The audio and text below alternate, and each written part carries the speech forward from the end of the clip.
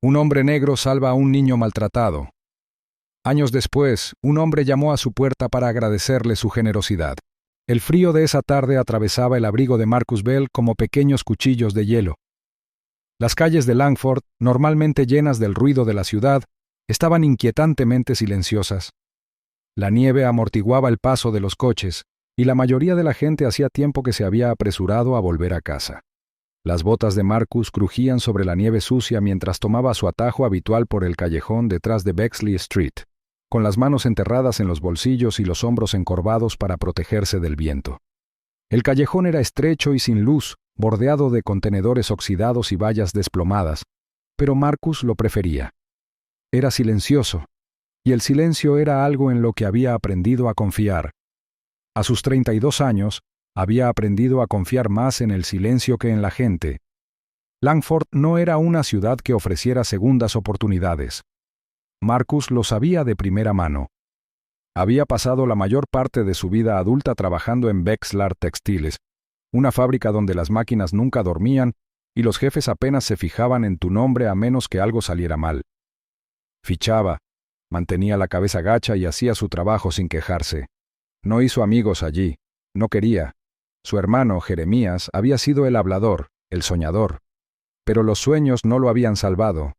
El sistema de acogida lo había absorbido por completo, y cuando Marcus recibió la llamada hace 8 años, diciendo que su hermano pequeño había sido encontrado inconsciente en el baño de una residencia, sintió como si una parte de su alma también hubiera muerto.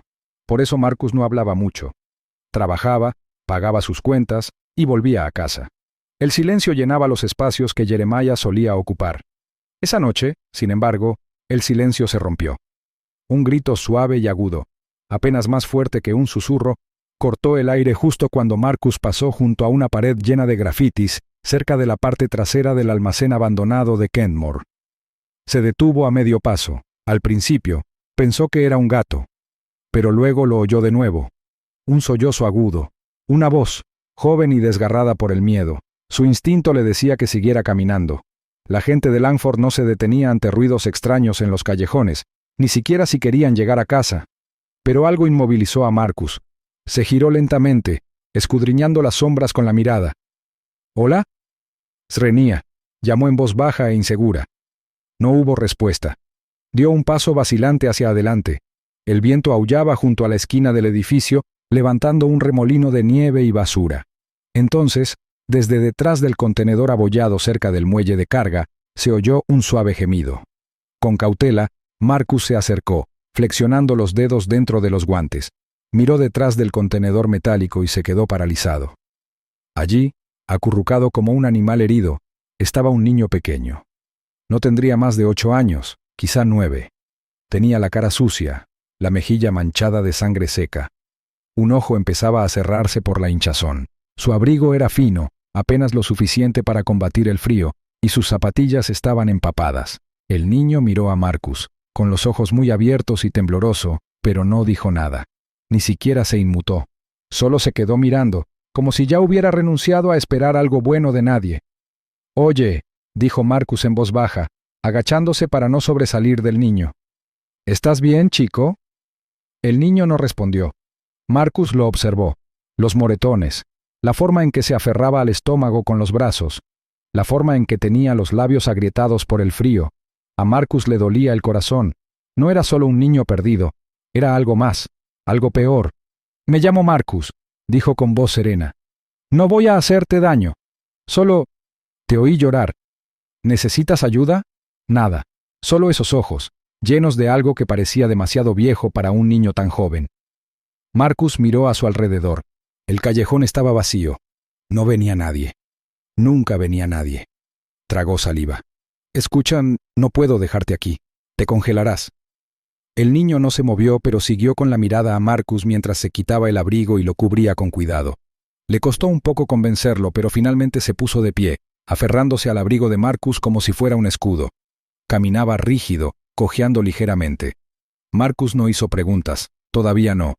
Simplemente lo condujo fuera del callejón y calle abajo hasta su apartamento en la avenida Greeley. Un modesto apartamento de una habitación en el 3er piso, con tuberías viejas y una calefacción que vibraba como si estuviera a punto de fallar. Una vez dentro, El chico se acurrucó en la esquina del sofá, mientras Marcus se servía un vaso de leche caliente y lo ponía sobre la mesa de centro. Encendió la calefacción y rebuscó en un cajón una manta vieja. ¿Tienes hambre?, Srenia preguntó Marcus, arrodillándose junto al sofá. Tengo sopa. Puede que aún esté caliente. El chico asintió una vez, casi imperceptiblemente. Marcus fue a la cocina y calentó una lata de fideos con pollo. No tenía mucho, pero serviría. Mientras revolvía la olla, su mente daba vueltas. Debería llamar a alguien, a servicios sociales, a la policía. Pero la idea le hizo un nudo en el estómago. Recordó la cara de su hermano el día que apareció la trabajadora social, la forma en que Jeremiah se había aferrado a él, aterrorizado, y entonces se fue, así, sin más. Le llevó la sopa al chico y la dejó con cuidado. ¿Cómo te llamas? El chico dudó y susurró. Noah. Marcus esbozó una leve sonrisa. Qué buen nombre. ¿Quieres contarme qué pasó? Noah apretó la cuchara con más fuerza. Su voz era tan baja que Marcus tuvo que inclinarse para oír. Mi padrastro se enfadó. Dijo que le rompí el reloj, me golpeó y me dejó fuera. Marcus tensó la mandíbula. Al principio no dijo nada. Solo asintió lentamente. ¿Tienes más familia?, preguntó. Noah negó con la cabeza.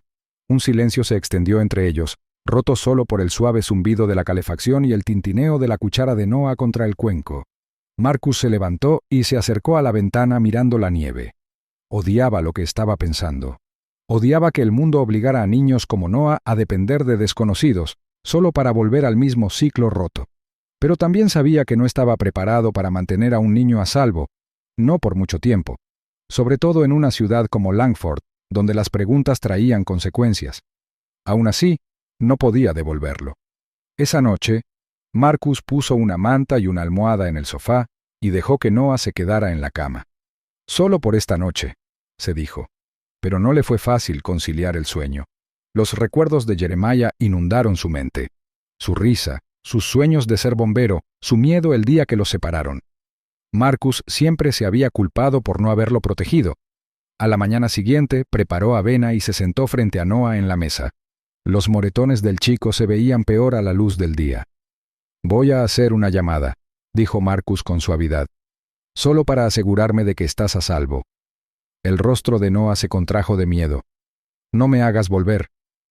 No lo haré, dijo Marcus rápidamente. Lo prometo. Pero hay gente que puede ayudar. Me aseguraré de que lo sepan todo. Hizo la llamada anónimamente, usando un teléfono público a 2 cuadras de distancia. Dio la dirección de la casa de Noah y un informe detallado del abuso, y luego se marchó sin dar su nombre. Cuando regresó a casa, Noah estaba acurrucado de nuevo en el sofá, en silencio. Esa tarde, Marcus observó desde el otro lado de la calle cómo una camioneta negra se detenía frente a la casa en ruinas donde Noah decía vivir. 2 asistentes sociales salieron y llamaron a la puerta. Unos minutos después, aparecieron con un Noah pálido y silencioso. A Marcus se le encogió el corazón. El chico miró a su alrededor una vez, recorriendo la calle con la mirada, pero no lo vio. Desapareció en el coche y, sin más, se fue. Marcus no sabía a dónde lo llevaban. Nunca lo supo. Pero durante años, cada vez que caminaba por ese callejón, pensaba en los ojos de Noah. Y cada noche, cuando el silencio volvía a su apartamento, se preguntaba si había hecho lo suficiente. 12 años tenían una forma de mitigar el dolor, pero nunca lo borraban del todo. Marcus Bell lo sabía mejor que nadie. Seguía viviendo en el mismo modesto apartamento en el segundo piso de un tranquilo edificio de ladrillo en las afueras de Franklin Heights. La pintura de las paredes se había descolorido, y la barandilla metálica de la escalera crujía con más fuerza cuando volvía del trabajo. Pero era su hogar. Un pequeño apartamento de una habitación con muebles de segunda mano, siempre ordenado, siempre silencioso. Marcus trabajaba en el turno de noche en el centro de tránsito del metro, revisando los registros de entrega y coordinando los trenes nocturnos. El horario le venía bien, menos charla, menos gente. Al amanecer, pasaba por el restaurante de la esquina a tomar un café y una galleta rancia, y luego pasaba unas horas en el centro juvenil de la misma cuadra. No era mucho, pero le daba un propósito. Siempre había chicos, enojados, destrozados, a la defensiva, como Noah hacía tantos años, y Marcus, con su voz serena y su presencia firme, se había convertido en un elemento fijo en su mundo. La gente lo llamaba distante, un hombre de pocas palabras, siempre absorto en sus propios pensamientos. Pero los chicos del centro juvenil lo respetaban. Percibían fuerza bajo su silencio. No hablaba mucho de su pasado, sobre todo de aquella noche. La noche en que un chico sangrante irrumpió en su vida y la cambió para siempre. Ese recuerdo vivía en un rincón de su mente, envuelto en sombras. Nunca hablaba de él, ni siquiera con los chicos que más le recordaban a Noé. No tenía ni idea de a dónde había ido el chico después de aquella noche, ni en qué clase de hombre se había convertido, si es que había sobrevivido.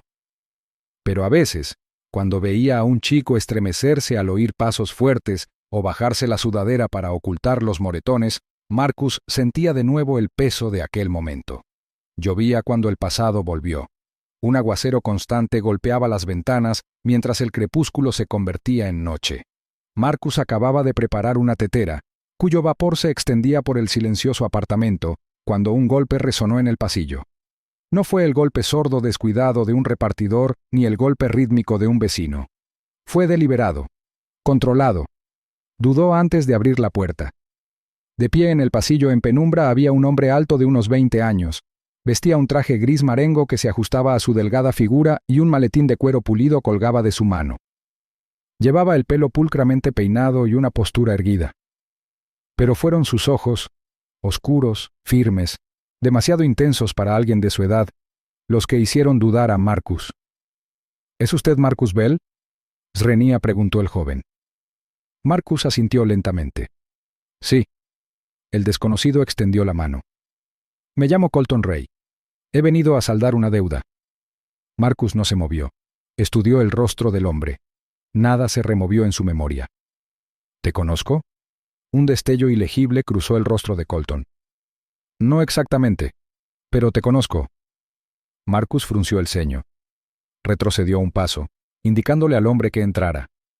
Colton entró con lenta confianza, sus zapatos resonando suavemente sobre la madera. No se sentó hasta que Marcus lo hizo. Dijiste que me debías algo, empezó Marcus. ¿De qué se trata?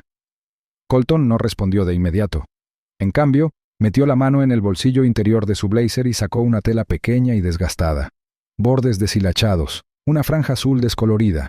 El tiempo casi había borrado su color. Marcus contuvo la respiración. Recordaba esa tela. La había arrancado de una camiseta vieja la noche en que Noah entró a trompicones, sangrando por la nariz y con los ojos desorbitados por el miedo. La había apretado suavemente contra el rostro del chico mientras esperaba ayuda que nunca llegó. Un acto simple, pero de esos que importaban. Levantó la vista en voz baja. ¿Noah? Colton sonrió levemente, pero su mirada permaneció dura.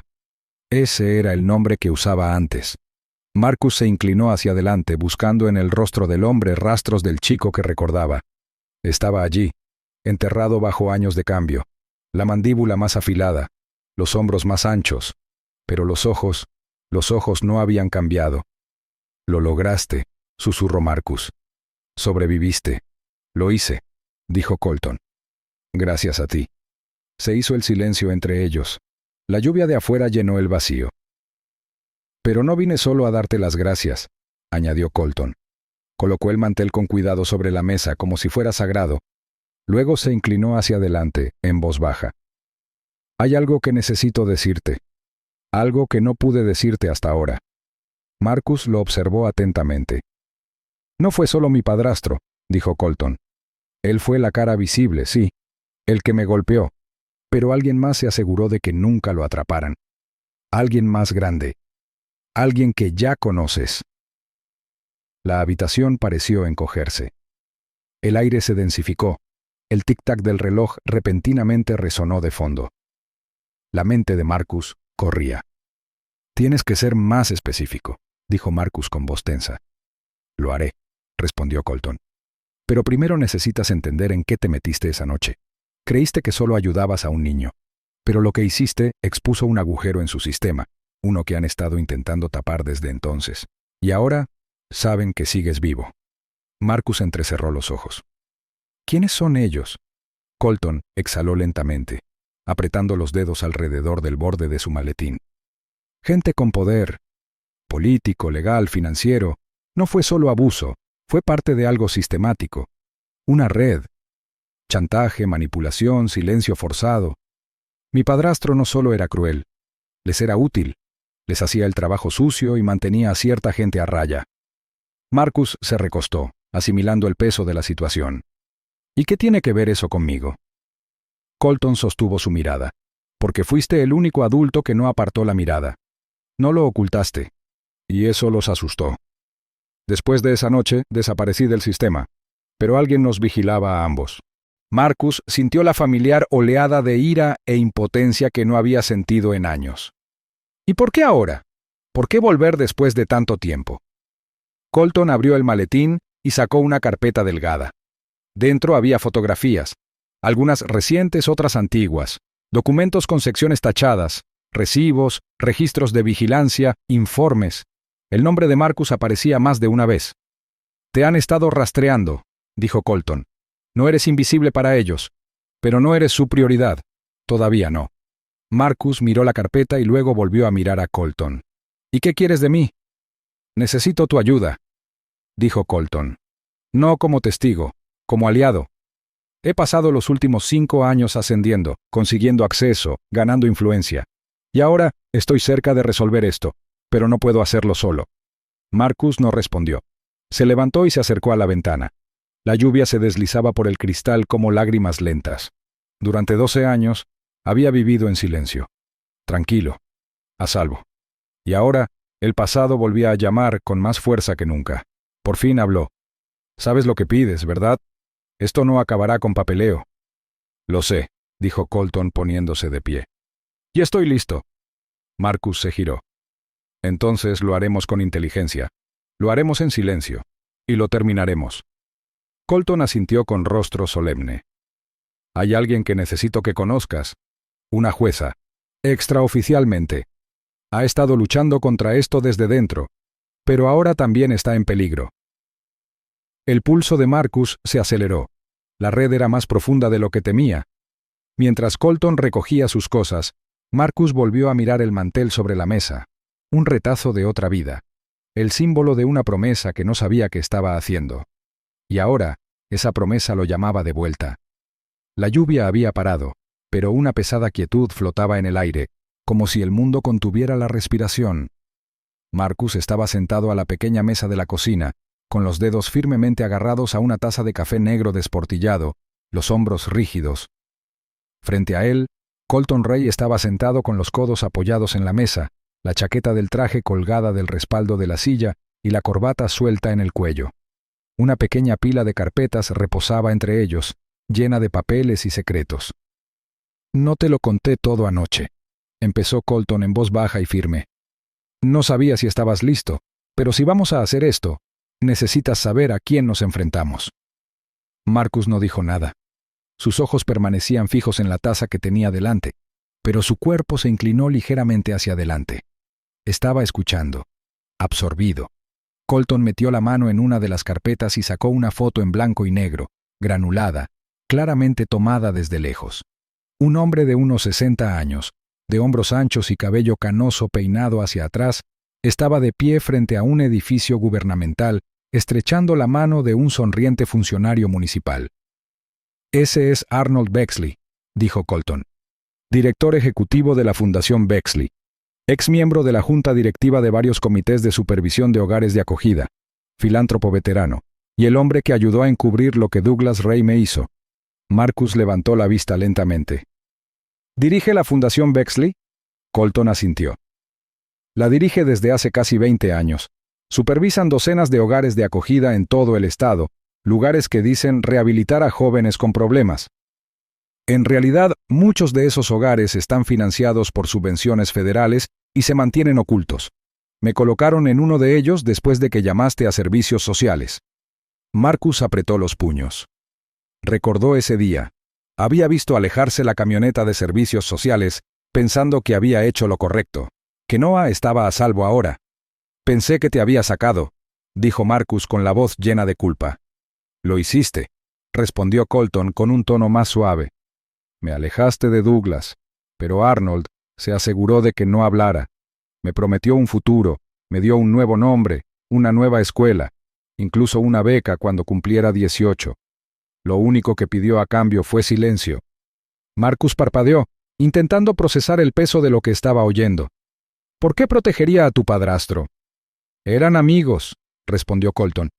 Socios en algo oculto bajo toda esa caridad. Douglas abusaba de mí, y Arnold, de escudo. No se trataba solo de mí. Yo era uno de muchos. Las palabras le cayeron como un vendaval a Marcus. Todos los años que había pasado como voluntario en el centro juvenil, intentando ayudar a los chicos a encontrar su lugar, y ahora, esto. ¿Y estás seguro de que es él?, preguntó Marcus. ¿Arnold? Colton abrió la segunda carpeta. Dentro había registros financieros, libros de contabilidad, donaciones, transferencias bancarias a empresas fantasma y comunicaciones internas impresas desde fuentes cifradas. He estado trabajando para una consultora especializada en auditorías de organizaciones benéficas. Solicité trabajar en la cuenta de Bexley. Me llevó años obtener acceso completo. Marcus miró los documentos y luego volvió a la foto. Se le revolvió el estómago. Arnold Bexley había estado en esa cocina el mes pasado, sonriendo, estrechándole la mano, hablando de construir un legado. Incluso había traído café. Me ofreció una colaboración, dijo Marcus lentamente. Quería ampliar el centro juvenil. Dijo que creía en lo que hacía. Colton esbozó una sonrisa amarga. Así es como trabaja.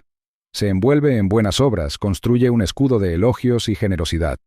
Nadie cuestiona a un hombre que dona a niños. Marcus se levantó y se acercó a la ventana, mirando la calle mojada. Los coches pasaban, indiferentes al peso que le oprimía el pecho. ¿Y por qué ahora? ¿Por qué a mí? Porque eres el único al que nunca controlaron, dijo Colton. Eres limpio, respetado. La gente confía en ti. Si filtramos esto, no puedo ser la cara visible. Mi pasado es demasiado complejo. Pero tú podrías hacer que la gente me escuche. Marcus se giró. ¿Quieres que me pare frente al mundo y diga que este hombre es un criminal? Colton no se inmutó. Sí.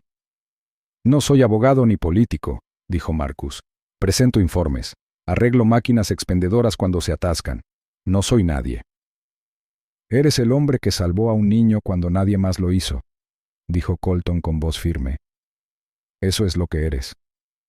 La sala volvió a quedar en silencio. La mirada de Marcus volvió a los documentos. Años de abuso, silenciamiento y mentiras. Todo estaba allí, pruebas que podrían sacudir el sistema, pero con ellas venía el riesgo, no solo por él mismo, sino por los niños del centro, por las personas que le importaban. Arnold Bexley era poderoso. Si supiera que venían... Lo haré, dijo Marcus finalmente con voz ronca, pero lo haremos bajo nuestras condiciones. Un plan comenzó a tomar forma durante los siguientes días.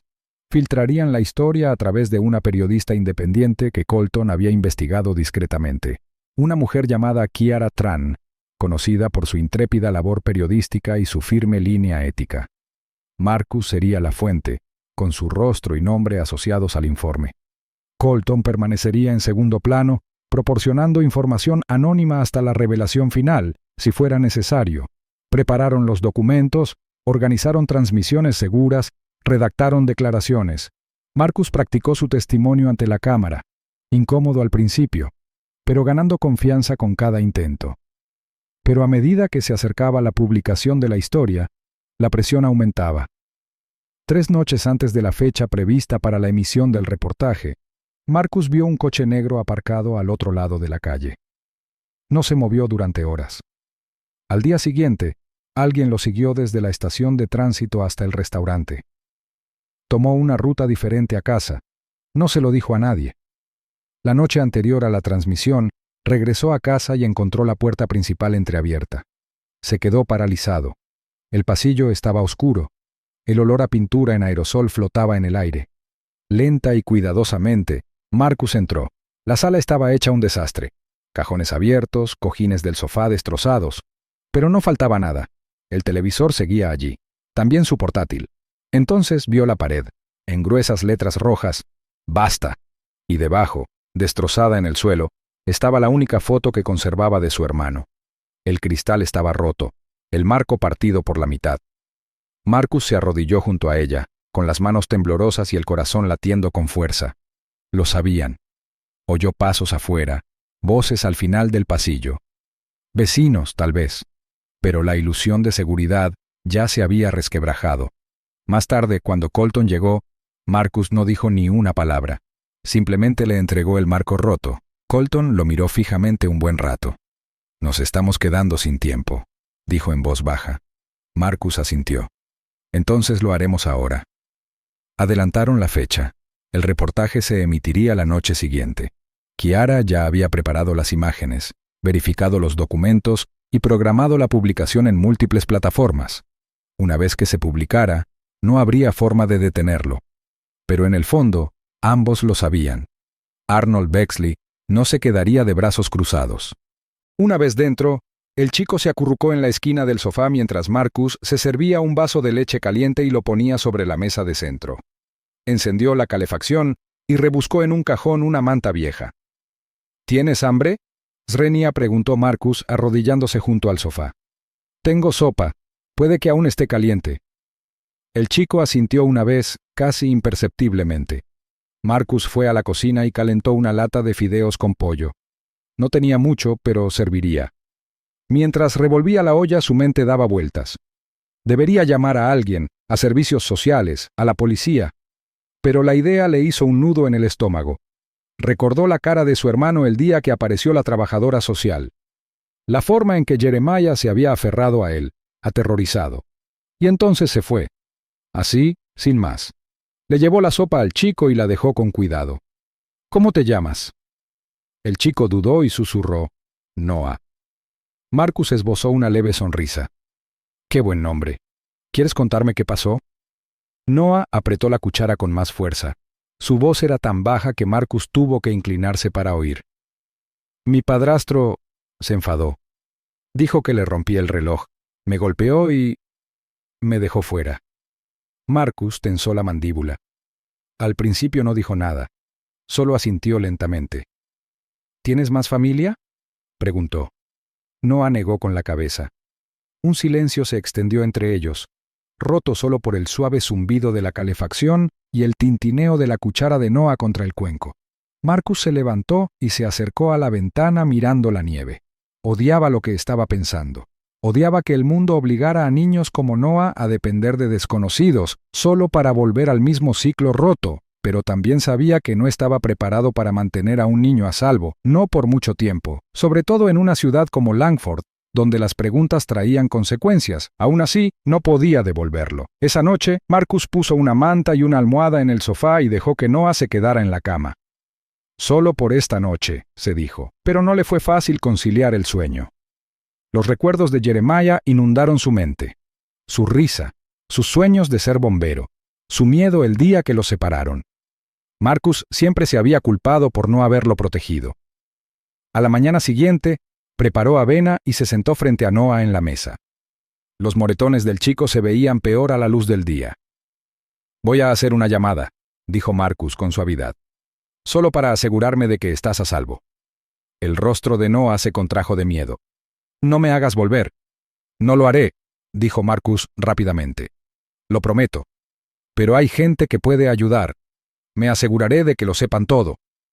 Hizo la llamada anónimamente, usando un teléfono público a 2 cuadras de distancia. Dio la dirección de la casa de Noah y un informe detallado del abuso, y luego se marchó sin dar su nombre. Cuando regresó a casa, Noah estaba acurrucado de nuevo en el sofá, en silencio. Esa tarde, Marcus observó desde el otro lado de la calle cómo una camioneta negra se detenía frente a la casa en ruinas donde Noah decía vivir. 2 asistentes sociales salieron y llamaron a la puerta. Unos minutos después, aparecieron con un Noah pálido y silencioso. A Marcus se le encogió el corazón. El chico miró a su alrededor una vez, recorriendo la calle con la mirada, pero no lo vio. Desapareció en el coche y, sin más, se fue. Marcus no sabía a dónde lo llevaban. Nunca lo supo. Pero durante años, cada vez que caminaba por ese callejón, pensaba en los ojos de Noah. Y cada noche, Cuando el silencio volvía a su apartamento, se preguntaba si había hecho lo suficiente. 12 años tenían una forma de mitigar el dolor, pero nunca lo borraban del todo. Marcus Bell lo sabía mejor que nadie. Seguía viviendo en el mismo modesto apartamento en el segundo piso de un tranquilo edificio de ladrillo en las afueras de Franklin Heights. La pintura de las paredes se había descolorido y la barandilla metálica de la escalera crujía con más fuerza cuando volvía del trabajo. Pero era su hogar, un pequeño apartamento de una habitación con muebles de segunda mano, siempre ordenado, siempre silencioso. Marcus trabajaba en el turno de noche en el centro de tránsito del metro, revisando los registros de entrega y coordinando los trenes nocturnos. El horario le venía bien, menos charla, menos gente. Al amanecer, pasaba por el restaurante de la esquina a tomar un café y una galleta rancia, y luego pasaba unas horas en el centro juvenil de la misma cuadra. No era mucho, pero le daba un propósito. Siempre había chicos, enojados, destrozados, a la defensiva, como Noah hacía tantos años. Y Marcus, con su voz serena y su presencia firme, se había convertido en un elemento fijo en su mundo. La pantalla detrás de él se iluminó. El audio crepitó. Al principio solo crujidos y pasos. Luego llegó la voz de Arnold, clara y venenosa. «Me da igual lo que digan. Tú hablas, te entierro. ¿Crees que alguien escucha a un niño de acogida destrozado? Yo he construido este imperio. He alimentado a media ciudad. Destrozo a un niño y aparecen 10 más. Así es el sistema, hijo. Y yo lo dirijo». El estudio quedó en silencio. Entonces la cámara volvió a Marcus con los ojos encendidos. «Ese es el hombre detrás de la fundación», dijo. «En él confiábamos». Las consecuencias fueron inmediatas. La indignación se apoderó de todo. Los políticos se distanciaron. Los patrocinadores huyeron de la fundación como ratas de un barco que se hunde. Los trabajadores sociales presentaron historias que llevaban tiempo enterradas. Se inició una investigación federal de emergencia. En 48 horas, Arnold Bexley fue acusado formalmente de conspiración, fraude, obstrucción a la justicia y poner en peligro a menores. Pero entonces llegó el golpe de gracia. Una investigación más profunda reveló que la influencia de Bexley llegaba más lejos de lo que nadie imaginaba. Una de las agencias que había financiado, con un nombre diferente, era la misma que años antes le había negado tratamiento al hermano mayor de Marcus, Evan Bell. La misma agencia que lo había considerado de baja prioridad, debido a la escasez de recursos, a pesar de las primeras señales de alerta sobre su condición. Marcus leyó el informe en silencio, atónito. «Pensé que su muerte fue simplemente un fallo del sistema», susurró. Pero fue el sistema de Bexley. Era casi insoportable. Su pasado y su presente habían chocado, desenredando un hilo oculto que había atravesado su vida durante décadas. Un solo acto de bondad no solo había salvado a un niño, sino que había desvelado la verdad tras la muerte de su hermano. Varias semanas después, en la quietud de la madrugada, Marcus y Colton se encontraban uno al lado del otro en un cementerio a las afueras de la ciudad. Una suave brisa se movía entre los árboles, agitando las hojas caídas que yacían esparcidas por el sendero. Los pájaros cantaban a lo lejos, pero los dos hombres permanecieron en silencio, con la mirada fija en la misma lápida. Evan Bell, 1978 a 2002. Un corazón demasiado fuerte para este mundo. Marcus sostenía una pequeña flor en la mano, pero no se atrevía a moverse. Colton dio un paso al frente. En su mano tenía un paño cuidadosamente doblado, el mismo que Marcus había usado tantos años atrás para detener la hemorragia nasal de un niño. Limpio ahora, prensado, simbólico. Se arrodilló y lo colocó suavemente sobre la lápida. «No solo me salvaste», dijo Colton en voz baja con la voz cargada de emoción. «Me diste la fuerza para luchar, por los dos». Marcus cerró los ojos. Durante un largo rato, no dijo nada. Entonces, las lágrimas brotaron. Lentamente, en silencio, no por el dolor, sino por la liberación. Los dejó caer, sin vergüenza. Sintió que el peso del pasado abandonaba sus hombros. Sintió la presencia de su hermano no como una herida, sino como un recuerdo. Un legado, algo completo. Colton permaneció junto a él, silencioso como el viento, y juntos permanecieron allí, no como un salvador y un salvado, sino como una familia. 2 vidas cambiadas para siempre por un momento de compasión, y ahora, por fin, reconstruidas por la verdad. Cruzaron la plaza y se acercaron a la entrada principal. Las puertas de cristal se cerraron al acercarse, provocando una pausa.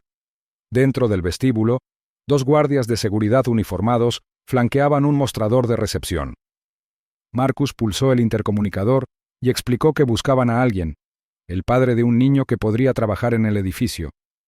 Añadió que habían encontrado al niño vagando solo bajo la lluvia, hambriento y asustado. Los guardias se miraron entre sí antes de pedirle a Marcus que se quedara quieto. Tras ellos, el ruido de la ciudad pareció alejarse, como si se aspirara el aire de una habitación. El leve zumbido de las sirenas que se acercaban rompió primero el silencio. Luego, las luces azules y rojas destellaron en la fachada pulida del edificio, reflejándose interminablemente en el cristal. Marcus se giró, con el estómago encogido al ver varios coches patrulla derrapar junto a la acera. Las puertas se abrieron de golpe. Los agentes uniformados salieron de un salto con agresividad ensayada, con las manos sobre las armas. Marcus levantó las manos instintivamente, colocándose delante de Nathan, pero el grito de advertencia llegó demasiado rápido. Lo alcanzaron en segundos. El hormigón le golpeó el pómulo con un crujido. Apenas tuvo tiempo de notar el escozor cuando una rodilla le presionó con fuerza la espalda, dejándole sin aire. El paraguas se le escapó de la mano y se deslizó por la plaza. Nathan gritó, pidiendo a gritos que pararan, pero nadie le hizo caso. Un segundo agente tiró de los brazos de Marcus hacia atrás, torciéndole dolorosamente un hombro al cerrarse las esposas frías. El pavimento estaba resbaladizo, y el peso de los agentes lo oprimió como una acusación. Su chaqueta estaba empapada, su cara aplastada contra un charco mientras sus protestas eran ahogadas por el caos. Alguien gritó que la situación estaba bajo control, pero Marcus no pudo oírlo por el zumbido en los oídos y el estridente sollozo de Nathan. Un agente gritó por la radio, declarando que tenían a un sospechoso detenido. Otro leyó la matrícula, aunque Marcus no tenía coche. Ninguno miró a Nathan, ninguno preguntó cómo había llegado el chico allí. Se concentraron solo en Marcus, con los ojos entrecerrados, juzgándolo, como si su piel contara toda la historia. Aparecieron celulares, transeúntes, clientes del hotel, oficinistas. La gente comenzó a filmar. Las imágenes se difundieron rápidamente, capturando cada segundo brutal. El llanto del niño, la expresión de asombro en el rostro de Marcus, la fuerza innecesaria, todo grabado sin contexto, compartido con indignación. Sin embargo, en ese momento, no significó nada para Marcus. Lo empujaron a la parte trasera de una patrulla mientras Nathan golpeaba la puerta con sus pequeños puños, gritando que dejaran de lastimar a su amigo. En la comisaría, Marcus estaba sentado en una celda, con la sangre seca en el pómulo y las muñecas rojas por las esposas. Miraba a la pared, negándose a responder a las preguntas de los oficiales. Cada vez que intentaban hablar con él, repetía una sola cosa. Quería saber que Nathan estaba a salvo. No le ofrecieron garantías. Las horas transcurrieron lentamente, interrumpidas solo por el zumbido de los teléfonos y los murmullos del personal que observaba cómo se propagaban las imágenes. Pero nadie vino a disculparse. Nadie vino a dar explicaciones. Entonces, justo después del anochecer, las puertas de la comisaría se abrieron de golpe. Zapatos lustrados resonaron contra las baldosas cuando un hombre elegantemente vestido con un abrigo azul marino a medida irrumpió con la fuerza de un trueno. Su voz cortó los murmullos con una autoridad practicada, exigiendo saber dónde estaba su hijo. Los agentes se apresuraron. Un detective intentó interceptarlo, pero Elijah Whitmore lo empujó con los ojos entornados y los puños apretados. En la sala de visualización contigua le mostraron las grabaciones de seguridad. Se reprodujeron imágenes granuladas. Marcus, empapado, arrodillado junto a Nathan en la cabina de seguridad, envolviendo al niño en su propia chaqueta. Marcus ofreciéndole comida caliente en el restaurante, sujetando el camión de juguete mientras el niño comía con manos temblorosas.